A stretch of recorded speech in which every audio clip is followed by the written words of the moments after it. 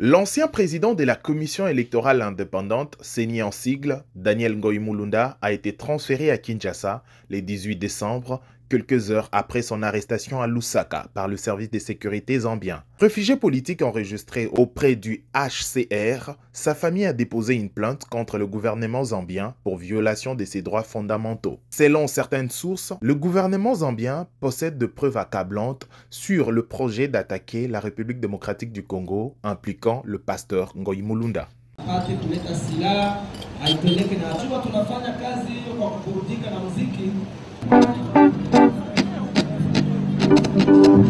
Oui, c'est le président.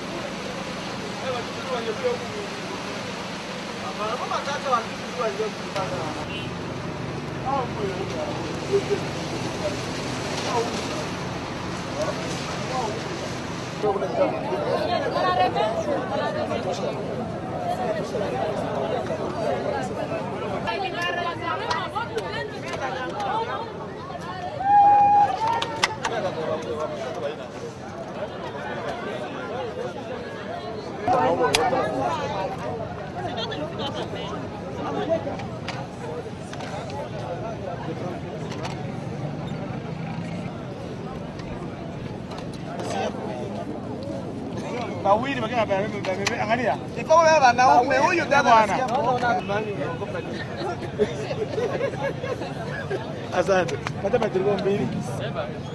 Wewe unapata.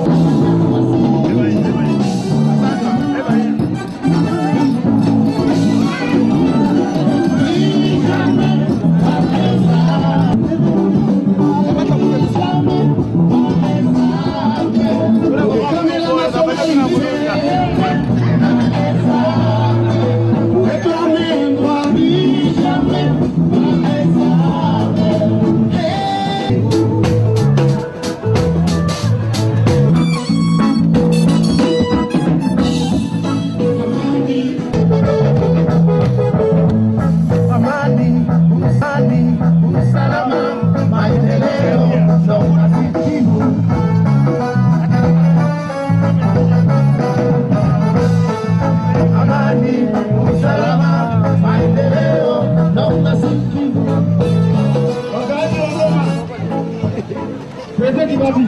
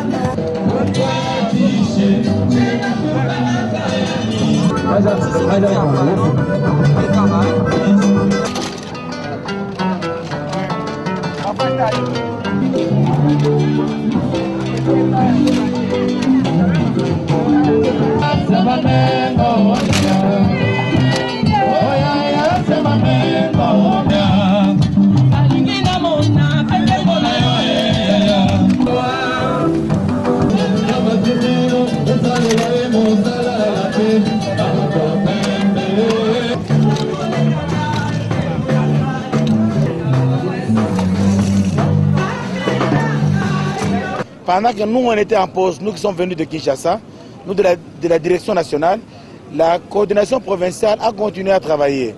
Nous avions ouvert les petits bureaux, là où la théorie de John Wesley et de Nicodème continuait à fonctionner.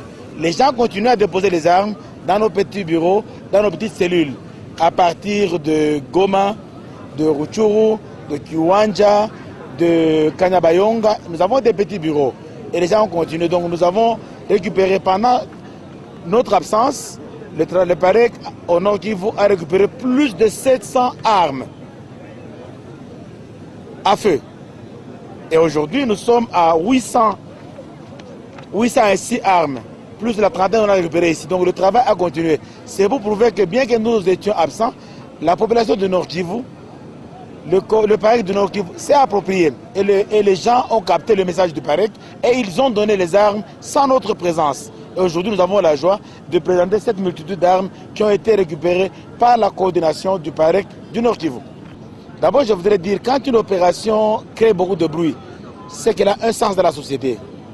Le dossier FDLR, c'est un dossier très compliqué, très complexe, que tout le monde connaît et que tout le monde craint. Mais par la grâce de Dieu, nous avons eu la confiance, ils nous ont écoutés et on a déplacé 354 personnes sans un seul coup de feu et pas un message seulement. Ça, c'est important. Et parmi ces gens-là, certains ont accepté de retourner chez eux, d'aller chez eux. Et pour nous, c'est une joie. Ça fait le bruit que ça fait. C'est un travail qui est important.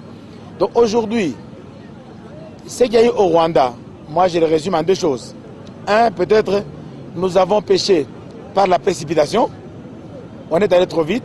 De deux, peut-être que nos frères rwandais n'étaient pas prêts à recevoir un si grand nombre. Mais nous, on n'a pas abandonné le travail des FDLR. Vous avez suivi le discours du chef de l'État aux Nations Unies. Il a dit que le gouvernement congolais était engagé à éloigner les FDLR. Donc on ne va pas abandonner. Nous avons une mission officielle du chef de l'État. Et le chef de l'État a fait cette promesse-là à l'humanité entière, à la tribune des Nations Unies. Maintenant, ce que nous voulons faire maintenant, c'est organiser le travail. Je vais être franc avec vous en tant que pasteur. Quand on a travaillé avant, nous avons rongé sur le budget des armes pour déplacer les FDLR qui étaient prêts à partir. Aujourd'hui, comme c'est un programme qui est officiel et qui est national, nous demandons qu'il y ait un budget désigné uniquement pour l'éloignement des FDLR et qu'il y ait un budget séparé pour les armes. Maintenant que nous avons eu de l'argent uniquement pour les armes, nous allons travailler sur les armes. Parce que quand il y a contrôle, on saura que vous avez eu tel nombre d'argent pour les armes et vous saurez justifier. Il y a une telle somme pour les FDLR, vous devez le faire. Donc on n'a pas arrêté l'opération. Et à ceux qui appellent, nous disons, attendez, nous nous préparons. Une fois que le budget est libéré et que le site d'accueil est décidé, parce que ce n'est pas l'affaire seulement de Katanga, c'est l'affaire de toute la République. Ce n'est pas seulement l'affaire du sud du Katanga, c'est l'affaire de tout le Katanga aussi. Nous voulons chercher d'autres sites, parce que vous n'allez pas mettre plus de 500 personnes qui ont été des combattants avec leur famille dans un camp. Ce n'est pas prudent. Nous voulons étudier aussi un autre site, là on va les amener dans la joie et ils peuvent faire le travail et dans la sécurité pour tous.